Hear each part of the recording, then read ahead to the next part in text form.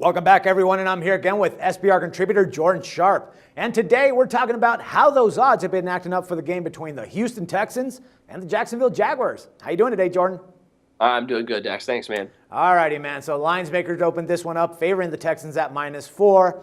And since then, that line's gone up to -6 and in some cases all the way to -7.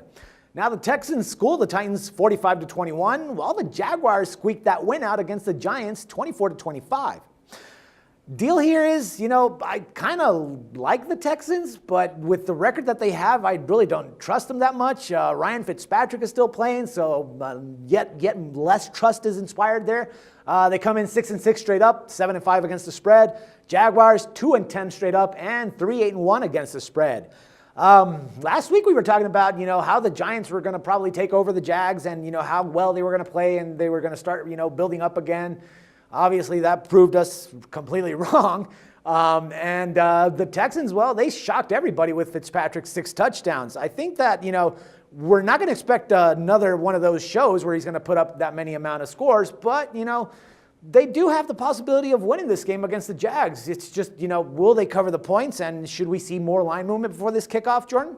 I don't think so. It doesn't seem many people are just gearing up to bet on, and why would they? 2 AFC South teams not necessarily going, really that obviously Jacksonville's not going anywhere. And then the Texans, probably not this year, but they are, if you're a Houston fan, you got to be at least a little bit excited about them being still at 500 this season, at least having the last 4 games here, a 2 against Jacksonville. That's always good for them. So, at least you think that the Texans are going to be above 500 this year, but I think it's going to take a little more than that to get in the AFC playoffs.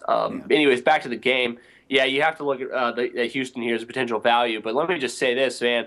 Ryan Fitzpatrick, career game last week, the revenge game against the Tennessee Titans. Yeah. Loved that every second of it. Wish I would have played some daily fantasy with Ryan Fitzpatrick in my lineups last week. But anyway, I think that since we've seen it move already a whole 2 points, I think we're probably done seeing line movement in this game. I can't expect I don't think you're going to expect to see Houston just keep going up and up and up, and Jacksonville, who still played pretty well last week, we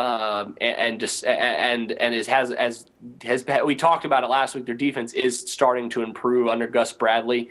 Yeah. So this team, I don't think Houston gives me too much confidence, but then I could also see them still having value at -6. But in regards to line movement, I think we're done seeing movement in this game. But overall, you could talk me into Houston -6, but not something I'm going to be actively pursuing. All right, man. So thanks once again for all the info, man, and I look forward to talking some more football with you again next week.